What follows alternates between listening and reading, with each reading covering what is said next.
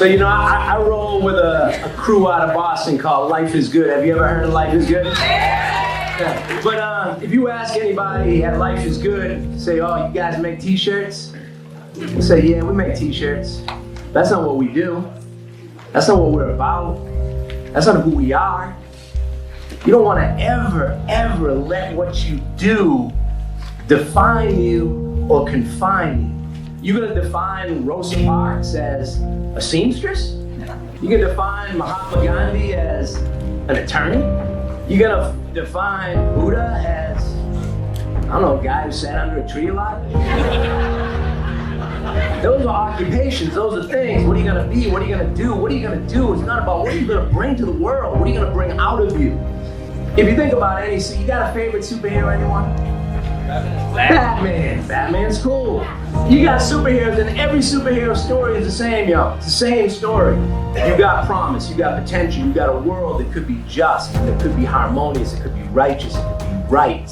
Then something comes along, and it's usually the same thing. It's some kind of destructive force. It's a villain, it's evil, it's destructive. What it does is scares people. And it threatens the way that life could be. So we call him a superhero. And our superhero's got superpowers. Well, Batman, you know, I mean, he may not have superpowers, but he got a hell of a car. And a belt. You got stuff. You got Robin, doing whatever he asks him to do. But don't disrupt my flow right here. And the superhero uses those powers to destroy the destructive force and to lead and return the world back to the way it could be. Well, we tried a lot of those superpowers. They don't work. Just destroying stuff, fighting, being bigger, being faster, being stronger, doesn't change the world all the time. Sometimes it just makes things worse. So we started thinking about, well, where are the real superpowers at?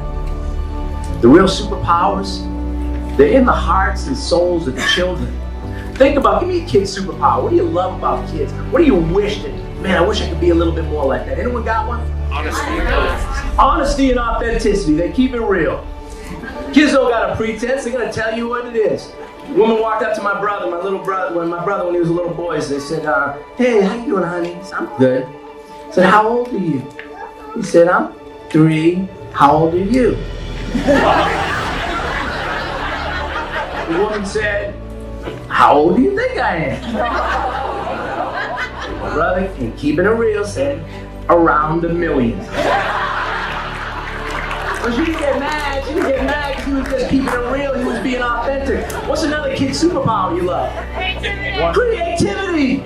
They don't look at the world and just say, this is the way it is. See, the experts sometimes do. The expert's mind, there's one possibility. But in the child's mind, the possibilities are infinite. In Eastern philosophy, they call it that our role is how do we come back, how do we regain a child's mind where anything can be possible.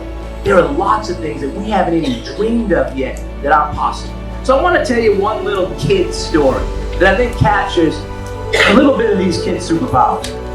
So I got a little boy I know, and he's going to play baseball for the first time. His dad signs him up for baseball. He's not a great baseball player. He's 9 years old. He's playing right field. There's usually a reason a 9-year-old is in right field, because the ball actually will never go there. Never go there. So this little boy's in right field, and he's doing that baseball thing, you know, doing the chat, supporting his team. It's okay, Kevin, no better, kid. Here we go, kid. Way to go. He's cheering on everyone. Look alive, PJ. His dad comes to the game. His dad, you know, comes in his business suit. He looks at his boy and says, hey, how's the game going, son? The kid goes, Dad, this is awesome. I'm having the greatest time I ever had, Dad. Thank you for signing me up. This is like the best day of my life. And the father's like, he's stunned. He doesn't even think the little boy don't like baseball. He says, wow, that's cool. What's the score? The little boy looks at him. Dad, you're not going to believe this. 27-0. Can you believe it? The father's like, wow, that's cool. You guys are winning 27-0. The little boy looks at me and goes, hell no, we're losing 27. And so the father does a very, you know, I'm saying this because I'm a grown-up, I'm 48 years old, he does kind of a grown-up thing. He says, well, what are you so happy about? A little boy looks at his dad, he goes, Dad, we haven't even been up yet. See, that kid lives life like this.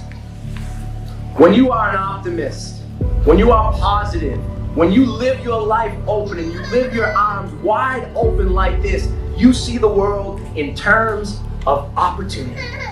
But when you live closed or like this, you see the world in terms of obstacles. You don't see the opportunity. So this little boy lives his life wide open like this. What he could have said to his dad, what he probably wanted to say to his dad was, what am I so happy about, Dad? I got 2 legs, Dad. I can stand in the outfield. I'm standing on a beautiful grass field in a country that fought for freedom. I'm playing baseball, Dad. The sun is shining, Dad. I got a dad who comes to my baseball game. I got friends on my team. I got a baseball club. We had chocolate milk for lunch. There's a whole bunch of stuff for me to be happy about. And just because the score is 27-0, I'm not going to let that define me. See, your superpower is your disposition. It's not about doing something that makes you special. Just be special. You're already unique. It's not about what you do. It's about how and why and the spirit in which you do it. You can change the world doing anything. When you have gratitude and joy, when you got love and connection, when you got a sense of courage and empowerment, when you got a sense of inspiration in life, you got it all. Those are the important things. And in the words of the great Albert Einstein, I think it was Albert Einstein, could have been Taylor Swift, the Kid Cudi, I'm not sure. But somebody said, the important thing is to keep the important thing the important thing.